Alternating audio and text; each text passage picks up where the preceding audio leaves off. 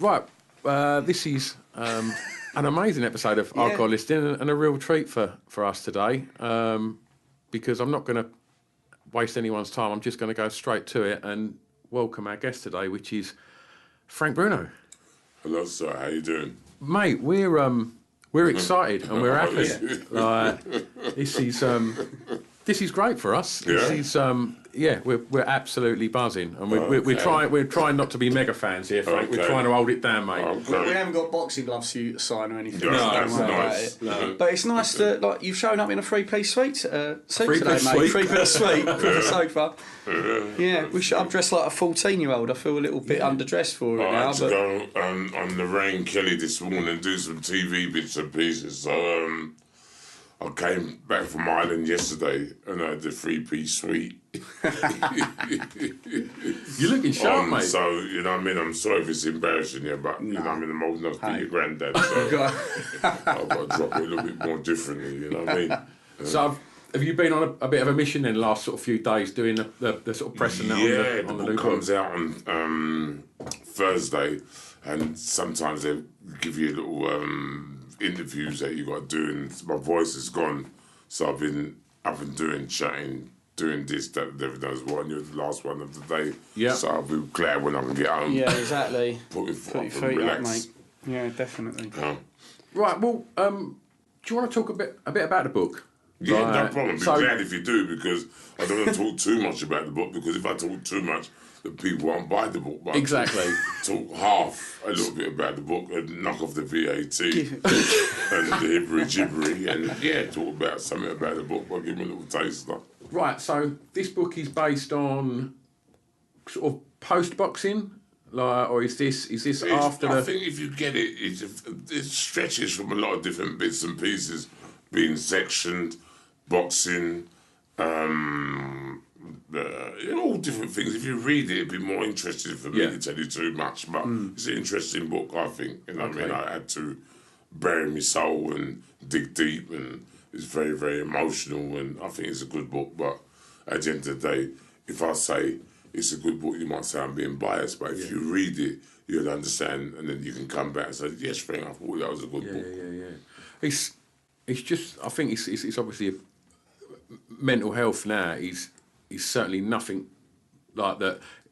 Men shouldn't feel awkward. There's a lot of stigma attached to it, wasn't there? Like historically, where terminology like "I'll just man up," that kind of thing's thankfully disappeared now. Where it's far easier for people now to be open and say, "Look, I don't feel right," I think it still takes balls, though, doesn't it? I mean, like to write a book, to write a book about it and put it out there.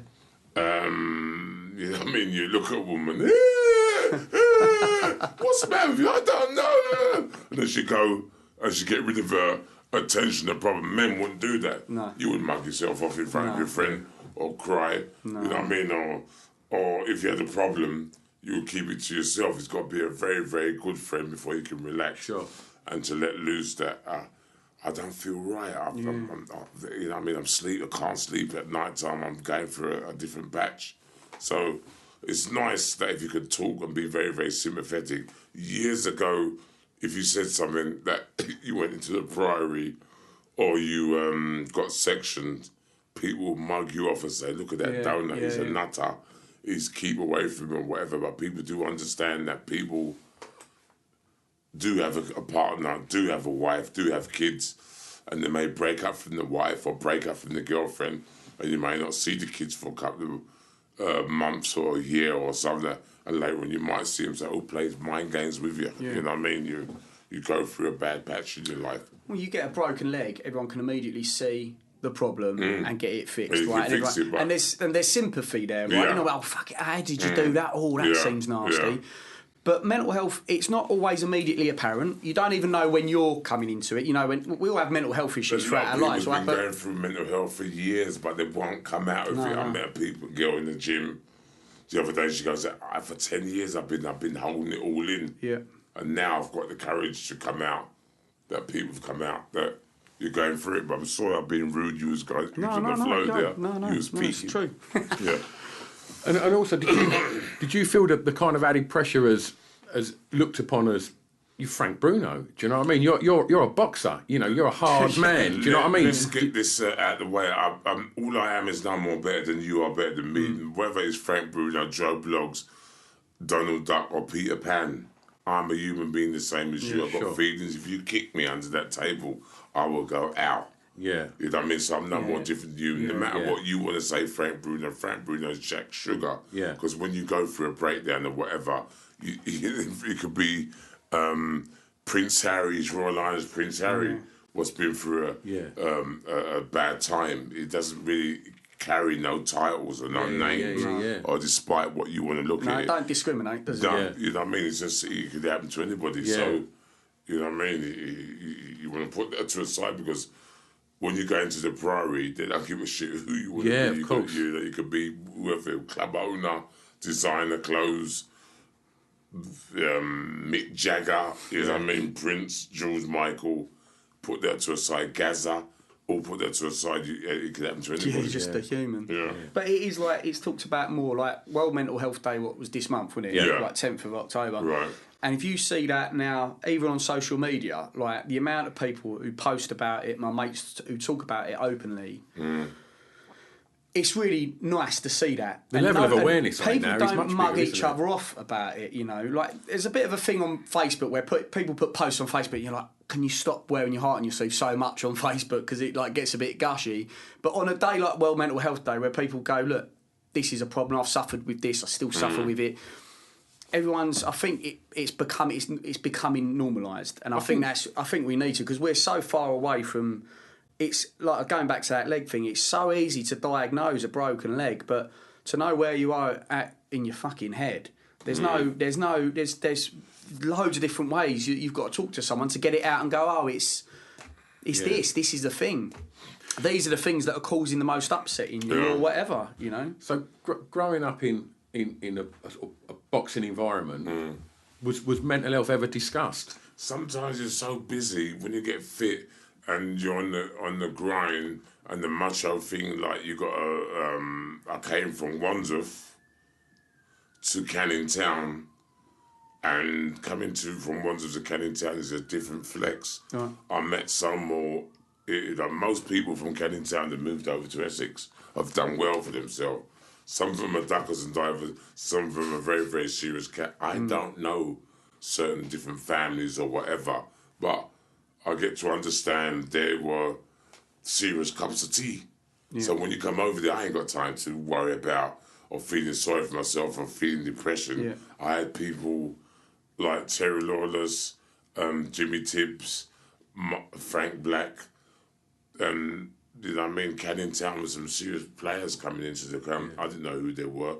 I still don't know who they were today. So they had that tough man mentality, and I was in the gym, so I couldn't show no sign of no weakness or whatever. They would have tread all over me, or I would have mugged myself off. So if I had it, the fitness or getting fit, going in the gym, I had to show balls. I could show no fear or no scared or weakness or whatever. It's definitely a chink in armour for boxing, like that that mental game. Like if you show that weakness sometimes, like people are going to jump all over it, aren't they? So I couldn't show, you know what I mean? Sometimes I was in boxing, I was wondering, what the F am I doing? And this is a very, very dangerous game, very, very scary game, but I had to show balls. I had to show encouragement, and I'm fearless, you know what I mean? Because I went to America with a guy called Mark Kaler and Tony Adams, and we was down 42nd Street, and these guys came up to us and he goes, you English bums and you motherfucker and all that business. And Mark, I'm not having that. I'm going, I said, Mark, you know what I mean? You know, in life, sometimes you got to swallow. You don't know if these guys are high on crack and they got a gun in their pocket and you ain't going to be here tomorrow. Yeah. Let them call, let them fucking say they're not, sorry to swear. It don't matter, mate. Don't matter. They're not touching us. Yeah. Talk is cheap. Let them call us whatever they want to call us. Let them do what they got to do. We're in a different era and a different world today. Yeah. You can say, I'm not having that. Yeah. He's not calling me that. And then he pick out something and shoot you. Shoot you. because they're on a different level. That quickly as well. That quickly. Because they can regret it tomorrow, but at that moment in time, it's done and dusted. They're out of it. And I said, you got really, we're in a different country. Let them say what they want. They're not touching us. Sticks and stones may break your bones, but we are. Yeah, let them go on. Done. Well, you know what I mean? Let them get on with it. But he had that Eastender, I'm not having that. We had to hold him back, but... He was good. He was a great boxer as well. Mark Haler. He had a very, very good boxer. He had a heart of a lion, but sometimes you had to calm him down a little bit, you know what I mean? Because the Americans, they're on a different planet. Yeah. And 42nd Street, when I was 18, 19, was like a cinema. Everybody's got crack and sniffing and smoking, and men are walking, selling their arse in the street. You wonder what? And they cleaned it up now, but them days they had guns shooting everyone like John Wayne movies. So, it was educational, but so it was a different way. Didn't have time to think about mental health or whatever. I had to go be the macho man. But so to talk about kind of mindset when you're in America and things like that, like personally, I've followed your career from pretty much when it began. And sometimes you used to follow Frank as well. You haven't ever told him that. Walking around the streets. But no, I was at White Hart Lane when I was a young lad. And when you fought Bugner. But I always wondered, like, because aside from a boxer, you was and are loved by the British public, you know. Well, somebody's a ducker and diver, whether I don't, you know what I mean? I understand where you're coming from or whatever, but I always, I was taught by an East Ender guy to keep your feet on the ground, keep it simple, and don't get big-headed because you're here today and gone tomorrow. But if I am, all I am is just a grafter that's trying to make a little bit of money and just do well for myself. So whatever you say is nice, but I just see myself as a grafter. Say regarding that sort of America and your mindset, and when you went out there to, if we say the first Tyson fight, like how as a human being, like, can you deal with the weight of expectation and love from the British public that Frank's going to fight Mike Tyson? That in itself is pressure like I could never imagine. When I was 19, Mike Tyson was 15. Me, Mark Haler, Tony Evans had to go to America to fast track our career. That's right. Of learn the boxing. So we had to go to Miami, we had to go to Tampa, we had to go to Arizona, we had to go to New York, go up to the Catskill Mountains, and out in the Catskill Mountains was a guy called Mike Tyson who was 15. He was with Customado. I didn't know what hit me. I was sparring with some nutters, some gangsters with some scars on their face, bullets in them, and I had to wake up and smell the roses. They will come at me to kill me.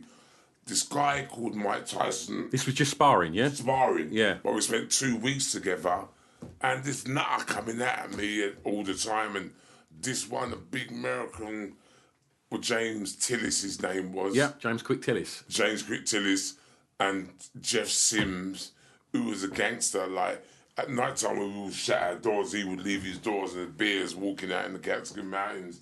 But we had to spar with all different people, and these were gangsters we were sparring with. But we had to wake up and we had to learn our trade, and we was going to different shows and seeing the way the American drop it. But you ever worried that you touch one of them too hard and then they'd take it outside of the boxing ring in the training? I swear to God, some of them threatened to shoot me because one of them I knocked down. And I said, "I'm sorry about that." He goes, "What, are you gay, boy?" And he got up and he wanted to kill me, but you know, in the boxing ring, you sort of like try to be polite. Yeah. But you had to get nasty with them because they come to kill you. But I love them. I said that when they were coming over here and sparring with me, I said, when you come over to New York, I'm going to fucking show you how the Yanks do it. And they wanted to shoot me. But, you know what I mean?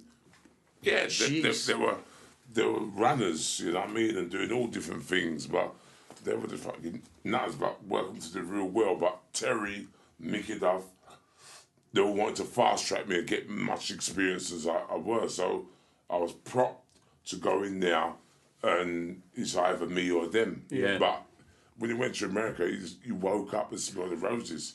So it made you a better fighter. It toughened you up in that sense. It had to toughen you up because, you know what I mean, I'm going in there knocking someone over thinking I'm feeling sorry for him, and he goes, well, you mother... And it would come to kill me. But there were guys with scars, bullets in them, and they were very dangerous and nasty bits of work. But they were trying to teach me 3 months in America of going all the different states, seeing all the tough guys. And that's where I met Bone Crusher Smith. Right. Seeing him, them telling me that he was a bum. But I said, he doesn't like no fucking bum to me. He's not punching like a bum, he's punching like a fucking... Phenomenal fighter. Yeah. It was dangerous, but they were trying to see how my career was going, but they didn't know how to be tested. But I said, I'm not an idiot. I may be 19, and I may be green, but he don't look like no bum to me. He's not punching punching a granny at someone like ragdoll. You know what I mean, in the corner. And the BBC and Mickey Duffer trying to tell me that he's a bum. I said, I understand what you were saying. He's trying to get me tested or whatever, but he ain't no bum.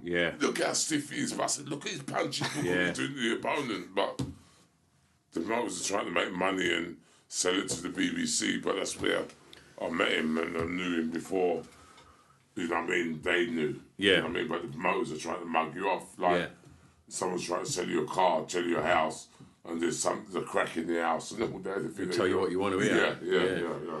So, that moment, you're in the dressing room, the raps are going on, and you know that at 3 o'clock in the morning, everyone in the United Kingdom is wide awake, watching Frank go to fight. Look at it like that. That never I mean, really. That's you interesting. can't really look at it. So like where that. is your head at when you know you're going out there to fight Mike Tyson? I'm not saying he was my any head more. is thinking about 3 million people. I'm not really concentrating on you. Not really worried about your gloves. I'm worried about, you know what I mean, me protecting, trying to hit just him. being in the I zone of can't that. be worried about. You know what I mean? If there's a nice bird in the crowd or the, you know what I mean? Whatever. I got to worry about what's going to come at me. Yeah. I can't mug myself off. I've got to concentrate on what I'm doing. So where is Where's my head at? My head's at where whoever's in front of me. But what I'm saying is, like, so you're gonna fight. Like, I'm gonna pick Tyson just because of his reputation at that point was different. Every boxer that gets in the ring is a hero, right? And he's a tough man. Make no mistake. But Mike Tyson's reputation was ferocious, wasn't it? And so when you're walking out there and you know that you're going to fight him, what is going through your head at that point? Is your muscle memory and your training kicking in, or is there still that? Is there fear? Is there? I want to punch him in his mouth as much as he wants to punch me in the mouth. That's where you're at. I want to headbutt him, but he wants to headbutt me. If he punches me in the balls, I want to punch him in the balls. You know what I mean? It's competition. It's my living. It's my bread and butter. I want to beat him.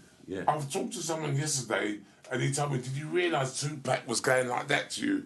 I didn't know Tupac was there. What am I looking at Tupac? I'm not fighting Tupac. I'm not fighting his gangster friends. I'm fighting Mike Tyson. There's something else going on in that ring, You know what I mean? They were saying that there was all... The second fight I had, they had all Muslim... they got a guy... some Muslim guy, does a lot of preaching and whatever. That about... That was when Tyson converted to Islam for a bit. Yeah. I know what you mean. 30 of them, but I'm not fighting them. I'm fighting Mike Tyson. But they use psychology and the box of them. But I'm not worried about them. I'm worried about who I've got to fight. So Frank, you go in there with that mindset, right, that you're going to eat them alive. What about some of the guys afterwards when you've sparked them out cold? Is there any of them where you go, oh, I feel a bit sorry for him now that you've just laid him out? Like Gardner, you hit him with a really tiny little left hook and he was fucking, he was gone. When Tim Witherspoon beat me up, I was winning for about 10 and a half rounds in the 11th round. And when he stopped me in the 11th round, do you think he was sympathy for me when my eye was puffed out? Do you think when I fought Oliver McCall and he attached my retina, I was nearly blind in one eye for 6 months. Do you think he worries about me? Nah, I guess not. Do you think Mike Tyson, when he hit me in the balls and head-butted me when the referee was there, do you think he worried about me? No, so why have I got to worry about them? That's how boxing is. Boxing, It's you or them. So why... You know, when Leonce Lewis beat me, do you think he worried about me? When Bone Crusher knocked me out, you know what I mean? The combination with the punches, that's the way boxing is. But dog eat dog. It is dog eat dog, and you got to have that mentality. They're worried about me. Yeah. The Oliver McCall fight, Frank, like, it's the only time I've ever cried watching a sporting event. You're joking. I promise you, mate. What you crying for? Mate, it was the most amazing thing I'd ever seen. Yeah? And it was... just as I'm a massive boxing fan anyway, and at the age I am, I grew up and I followed your career, and to see you lift that title, lift the belt, I think it was Land of Hope and Glory, blaring out, dropped it and nice, the fireworks. Yeah. It was just an emotional moment, and I don't think I was the only person in the UK that felt like that. It was emotional sometimes when I watch it, but I can understand where you're coming from. It was a very, very hard and emotional time for me watching it. Sometimes when I watch it, I can't watch it. Really? It's very, very emotional. It's all like well up, but very nice of you to hear that. But I'll just keep my feet on the ground and just get on with what I've got to do. I'm not I'm just all I am. If I weren't boxing, I'd be a runner for someone. You know what I mean? The bank robber or whatever. You know what I mean? So don't just. I'm just all I am is just try to do well. Just a ducker and diver. So, moving up to nowadays, really. Yeah. Saw a little video. You went up to Ricky Hatton's gym. Yeah. Mate, you're still in good nick, aren't you? I try and look after myself. The only thing I've got is to try and look after myself. Yeah.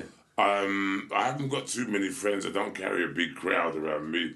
But my motto is to try and nick a little bit most days in the gym to try and look after myself. I can't beat a gun. I can't beat a knife or whatever. But I try and look after myself. I'm not saying that I'm a bully or... but I try to look after myself. Sometimes I let myself go, but I try and nick something each day. You think the exercise helps with, like, all mental health as well? Do you think there's a long you know what I mean? I think you've got to try and look after yourself. I've done something with the loose women the other day, and I was doing something with Judge Rindle, Bruno, whatever, for dancing, and there were some footballers there and whatever, but I try and look after myself, you know what I mean? If I can't look after myself, who's going to look after me? I haven't got a bird to look after me, so I've got to look after yourself. And if I get a bird, I'll make sure she knows that I'm all right, I'm fit. I can jump over the fur lines and, you know what I mean, I ain't got the further for the first hurdle. I can, you know what I mean, ride it like Lester Pickett and jump over the furlongs, you know what I mean? So I've got to look after the programme, fly the flag for the gentleman. What's a day in the life of Frank Bruno these days? What do you do every day? It's so weird, you know. Yesterday I got up at 4 o'clock. I had to get ready and go to Ireland. I went to Ireland chatting, this and that, knows what, waiting at the airport, getting a rest here and there. Come on, went to a hotel, wanted to go to a gym. Got up this morning, done interviews. I want to go to the gym when I get out of here. I'll go to the health farm. Let's have a workout, have a sauna and steamer, have a swim or something. Get me head together, have something to eat. I just go home and chill out. You know what I mean? I watched the George Michael thing. Oh, mate. How good was that? Huh? I thought it was amazing. I ain't watched all of it. I watched a little bit because I had to go to bed early. But what an amazing guy. What talent. Unbelievable. And sing. And he was in the closet and he wanted to come out. Good luck to him if he wants. That's his, whatever floats his boat. It's not my cup of tea, but whatever. If he wants to do them things. But he could sing. And what a natural talent and what a waste. When did he come out? He said at one point in it, I think He'd come to the Tyson fight that day, you know. Oh, really? He was there. And I was so pissed off. He wanted to come in the dressing room because my trainer's son was one of his road managers, him and Sting and whatever. I was so pissed off that I wish I would have let him come in because I was a fan of his and the music that he wrote. Yeah. And he had so much talent and so much soul, and he could sing. When I mean sing, and sometimes he would sing and it just make you want to cry. Mate, when that documentary started, when in the first bit where he's in the studio singing, I said to my missus, I went, this voice is unbelievable. It was so soulful and he just had a beautiful voice, didn't he? Well, and it was I done pantomime one day And I met this lady, and she was playing George Michael. She got me into George Michael, and the man could sing. Yeah. And just have it on at night time, very good times, but I ain't going to say nothing more than that. Okay. Right, so Frank Bruno Foundation. Do you want to say a little bit about that? Yeah, I'm curious to know some. I want to do non-contact boxing. I've got my trainer's license, and I want to train people, not only boxing, anybody that wants to come into the Frank Bruno, just train. I've done a counselling course where I've down to a school and I talk to youngsters who are having family problems and they're having different issues in their head and whatever. I just want to get a unit, set up a boxing academy, and just sort of do it all around the country. But I just want to start off, doing the Frank Bruno Foundation, helping people with mental health. Because where's that going to be based, mate? In Northampton at the moment. Okay. Northampton, where I live. But I'm going to get some different units around, But it's early days. I don't want to chat shit and mug myself off. But I just want to. You alright, boss?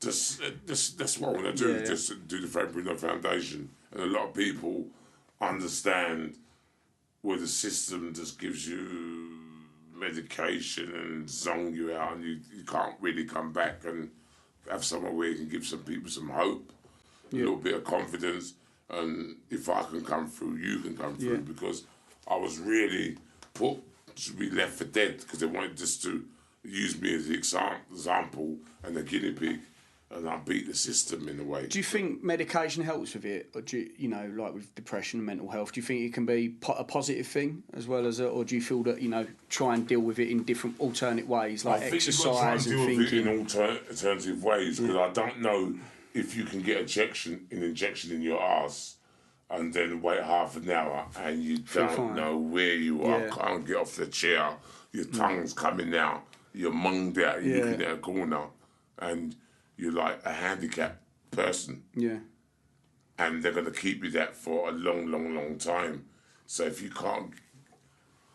When I'm saying this, there's sometimes that you got to wake up and smell the roses or try and help yourself. Yeah. Sometime in your life you may go through a relationship. Yeah. You love a woman or you love whatever, what side of the fence you are, and you're besotted and you're down and you're low and you can't get yourself out of that, rot. Yeah. You might have had a house, mortgage, a car, you've overspent, you can't get things together and it just drags you down. Yeah. But with all these, it drags you down, you can't get out of it. Well, it sort of just turns things off, doesn't it? It's sort of like the problem doesn't go away. Those thoughts that are bringing you down, they don't go away. With drugs, with drugs. Especially when you can't get out of bed, you ain't got no energy, and you're just looking at the hill all the time, and people can see that you're there, but you're not there. So some people may like that sort of like life or whatever, but you've got to try and fight.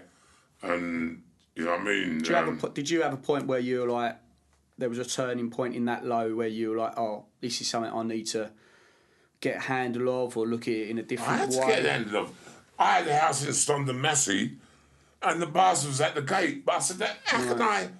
I said, I'm in the same spot what you left me 2-3 weeks ago. Yeah. So if I'm going to stay here, you're not doing me no good. No. You're just giving me it, saying that it's the professor or the science man done it, but I'm telling you that it's a bit... I said, you're coming in my house. So I had to get myself together, train, feed myself, and fight myself out of it. And I just sold the house, got out, and just moved. But if I would still be there now, mugged out, and listening to him like a cabbage, because a lot of people have done some surveys, it rots out your kidneys. Yeah. You can't get yourself back together, you're munged out, but according to the government, you've got to take this, you've got to force, but I've got human rights, I think. And a lot of people's got human rights. And if you hit that with them, they will back off a little bit, because there's only a certain amount of time that I've seen people commit suicide, I've heard people that can't get themselves together. And I just had to use my experience through boxing and pull it through and just fight. So you talk a lot about that in the book. Yeah, definitely talk about that. Yeah, talk about loads of things in the book. You know, but I ain't gonna tell you too much because you won't get the book. I'm gonna buy the book, mate. Don't worry about that. You know what I mean? You're a salesman. You do nightclubs and you sell. And you cover a message, you can't give it all out. We give knocked off copies. That's it, we right. spoke to Frank. There probably are in the market knocked off copies out there, yeah. Definitely. Oh, brilliant. Okay, so what's the future hold for you, Frank? What you looking to do in the I'm coming just looking to be happy, get myself a nice bit of panani. Yep. And train most days. Just live and just try and be happy. I won't be here forever. Yeah. You know what I mean? I'm an old man now. You know what I mean?